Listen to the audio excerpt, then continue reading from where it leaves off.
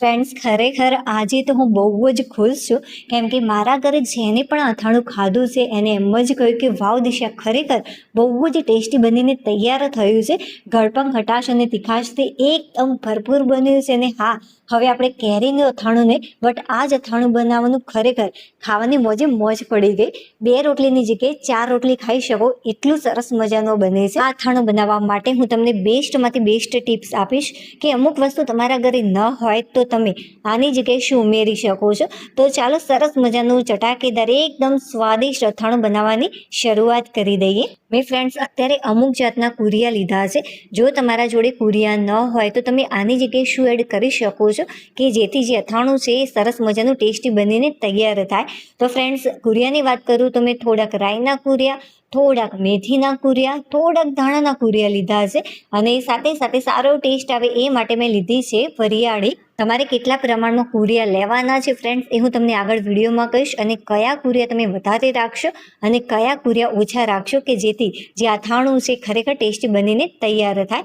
તો સૌથી પહેલાં આપણે રાઈના કુરિયા અને મેથીના કુરિયાની વાત કરીએ તો જે રાઈના કુરિયા છે 2 ચમચી જેટલા લેવાના, અને જે મેથીના કુરિયા છે બહુ જ ઓછા પ્રમાણમાં લેવાના, 1 ચમચી કરતાં પણ ઓછા પ્રમાણમાં. રાઈના જેટલા આપણે કુરિયા લીધા છે 2 ચમચી જેટલા, બસ એટલા જ પ્રમાણમાં તમારે ધાણાના કુરિયા લેવાના. જો ધાણાના કુરિયા ન હોય તો તમે એના વગર પણ તૈયાર કરી શકો છો. અને જો એક પણ કુરિયા ન હોય તો તમે શું એડ કરી શકો છો એ હું તમને આગળ વિડીયોમાં કહીશ. તો સૌથી પહેલાં આપણે મેથીના કુરિયા ઉમેરી દઈશું એક પેનની અંદર. તમે કોઈ પણ પેન હોય કે પછી તવી હોય એનો ઉપયોગ કરી શકો છો. નોર્મલી આપણે રોટલી કરવા માટે જે તવી ઉપયોગમાં લેતા હોઈએ છીએ એનો પણ ઉપયોગ કરી શકાય છે. 2 ચમચી જેટલા રાઈના કુરિયા, 2 ચમચી જેટલા ધાણાના કુરિયા અને 1 ચમચી જેટલી આપણે વરિયાળી જે લીધી છે એ અત્યારે એડ નથી કરવાની, આપણે લાસ્ટમાં એડ કરીશું. જે ગેસની ફ્લેમ છે શરૂઆતમાં તમારે ફાસ્ટ રાખવાની અને ફાસ્ટ ફ્લેમ ઉપર સતત તમારે આ રીતે મિક્સ કરતા રહેવાનું છે.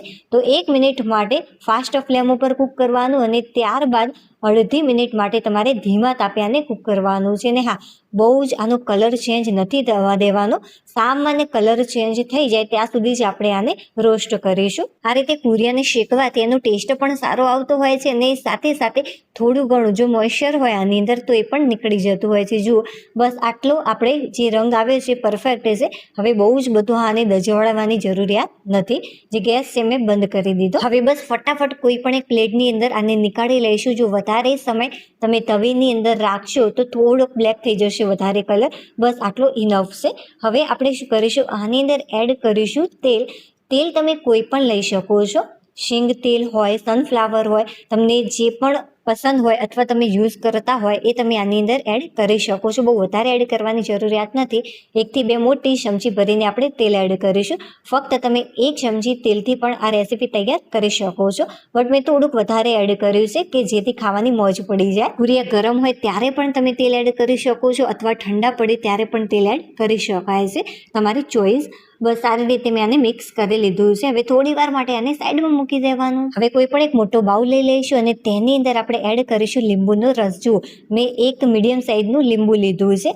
જો તમને અથાણું સારું એવું ખટાશવાળું જોઈએ તો તમે 1 લીંબુના રસની જગ્યાએ 2 લીંબુનો રસ આની અંદર એડ કરી શકો છો અથવા તો 1.5 લીંબુનો રસ પણ આની અંદર એડ કરી શકાય છે. જો મેં લીંબુનો રસ નીકાળી દીધો છે. આશરે 3 થી 4 ચમચી જેટલો લીંબુનો રસ થયો છે. હવે આપણે એડ કરીશું આની અંદર ગોળ. જુઓ, એકદમ ઝીણો ચોપ કરેલો છે. મારે ચોપ કરવાની જરૂરિયાત જ નથી રહી. એટલો સોફ્ટ ગોળ કે જેને મેં હાથથી મેશ કરીને લીધો છે. 4 થી 5 મોટી ચમચી ભરીને આ ગોળ છે. તમે તમારા ટેસ્ટ પ્રમાણે લઈ શકો છો, બટ જે આ માપ છે એકદમ પરફેક્ટ છે. બહુ ઘડ્યું પણ અથાણું નહીં થાય અને મોડું પણ તમને નહીં લાગે. હવે બસ લીંબુના રસની અંદર સારી રીતે મિક્સ કરી લેવાનું છે અને બને ત્યાં સુધી તમારે આને મેલ્ટ કરી દેવાનું કે જેથી ઝડપથી આપણું અથાણું બનીને તૈયાર થઈ જાય. જો આ રીતે ચમચીની મદદથી તમે થોડુંક પ્રેસ કરશો અને આ રીતે મિક્સ કરતા રહેશો તો ફક્ત 1 થી 1.5 મિનિટની અંદર સરસ મજાનો ગોળ ઓગળી જતો હોય છે. જો સરસ મજાની આની પેસ્ટ બનીને તૈયાર થઈ ગઈ છે, ગોળ ઓગળી ગયો છે. અને હા ફ્રેન્ડ્સ, એક વિડીયો બનાવવામાં ખરેખર બહુ જ મહેનત લાગતી હોય છે. થોડી પણ રેસીપી તમને યુનિક લાગી રહી હોય, પસંદ આવી રહી હોય તો પ્લીઝ વિડીયોને લાઇક કરી દેજો. ચેનલ પર નવા હોય તો ચેનલને સબસ્ક્રાઈબ કરવાનું બિલકુલ પણ ભૂલતા નહીં. હવે આપણે આની અંદર એક મોટી ચમચી ભરીને કાશ્મીરી લાલ મરચું પાવડર, 5 ચમચી જેટલું મીઠું એડ કરીશું. મીઠું વધારે ન પડી જાય તેનું ખાસ ધ્યાન રાખવાનું. લાસ્ટમાં પણ તમે મીઠું એડ કરી શકો છો. 1 ચમચી જેટલો તમારે ધાણા પાવડર એડ કરવાનો. જો ધાણાના કુરિયા ન મળ્યા હોય તો 2 ચમચી જેટલો તમારે ધાણા પાવડર આની અંદર એડ કરી દેવાનો. હવે બસ બધા જ મસાલા સારી રીતે મિક્સ કરી લેવાના. જો બધા જ મસાલા મેં સારી રીતે મિક્સ કરી લીધા છે. હવે થોડીવાર માટે એને સાઈડમાં મૂકી દઈશું, ત્યાં સુધી મસાલા પણ સારી રીતે સેટ થઈ જશે. હવે ફ્રેન્ડ્સ, મેં લીધી છે લાલ કલરની ખજૂર.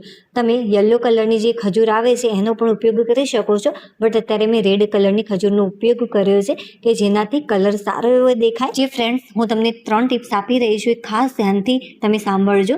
ખાસ કરીને જ્યારે તમે ખજૂર લાવો છો ત્યારે પાણીની મદદથી વોશ કરો છો ત્યારે તમારે રૂમાલની મદદથી આ રીતે એકદમ સાફ કરીને ઉપયોગમાં લેવાની.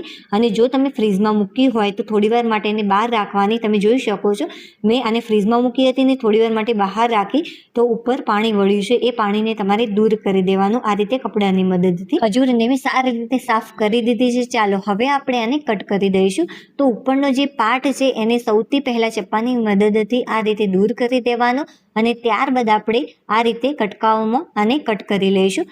તમને જે પણ સાઇઝમાં કટ કરવા હોય, નાના ટુકડાઓમાં, જે રીતે આપણે શાક સમારીએ છીએ બસ એ રીતે પણ આને તમે સમારી શકો છો. બટ અત્યારે હું આ ટાઈપનો શેપ આનો તૈયાર કરી રહી છું. જે વચ્ચેનો આ ટાઈપનો પાર્ટ આવતો હોય છે ફ્રેન્ડ્સ, એને આપણે નીકાળી દઈશું.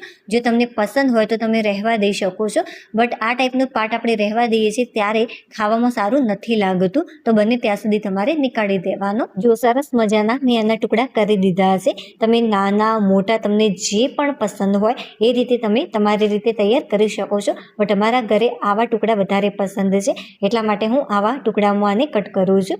હવે બસ જે મસાલો આપણે તૈયાર કર્યો હતો ગોળવાળો, એની અંદર 1 ચમચી ભરીને વરિયાળી એડ કરી દઈશું અને આને સારી રીતે મિક્સ કરી લઈશું. વરિયાળીથી જેનો ટેસ્ટ છે ખરેખર બહુ જ સરસ લાગતો હોય છે, એ ટોટલી ઓપ્શનલ છે. હવે બસ જે આપણે કટ કરીને રાખી હતી ખજૂર, એ બધા જ ટુકડા આપણે આની અંદર ઉમેરી દઈશું અને સારી રીતે એકવાર આને મિક્સ કરી લેવાનું છે. લાસ્ટમાં ફ્રેન્ડ્સ આનો ટેસ્ટ કરી અને સૂર્યપ્રકાશમાં આનું ઓરિજિનલ રિઝલ્ટ બતાવી તમને સાચી માહિતી આપીશ કે મને આ રેસીપી કેવી લાગી.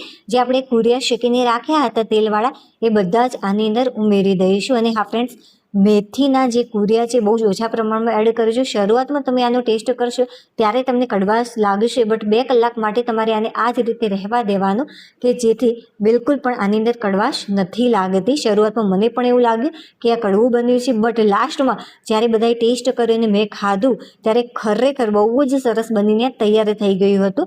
સારી રીતે એકવાર આને મિક્સ કરી લઈશું. અને હા ફ્રેન્ડ્સ, જો કોઈ પણ પ્રકારના કુરિયા ન હોય તમારા જોડે તો તમે મેથીનો મસાલો પણ આની અંદર એડ કરી શકો છો. એની સાથે તમારે થોડુંક તેલ એડ કરી દેવાનું અને ત્યારબાદ મિક્સ કરી અને આની અંદર ઉમેરી દેવાનું. જો સરસ મજાનું ચટપટું અથાણું બનીને તૈયાર થઈ ગયું છે.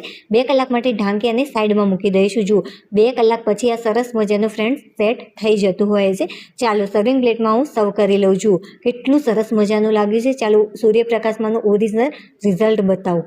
જો બને છે ને એકદમ ચટાકેદાર, અને ફ્રેન્ડ્સ ખરેખર ચટાકેદાર લાગશે કેમ કે આપણે ગોળ સાથે સાથે ખટાશ માટે લીંબુનો રસ પણ એડ કર્યો છે અને કાશ્મીરી લાલ મરચું પાવડર એડ કર્યો છે, જેનાથી કલર પણ સારો લાગશે અને બહુ જ સરસ મજાનું ચટાકેદાર બનીને તૈયાર થાય છે. મારા મોઢામાં તો પાણી આવી ગયું. મેં એનો ટેસ્ટ કર્યો, ખરેખર લાજવાબ બનીને તૈયાર થયું છે. ચાલો હવે આપણે ફરીથી મળીશું નવી ટેસ્ટી અને હેલ્ધી રેસીપી સાથે. ત્યાં સુધી બાય.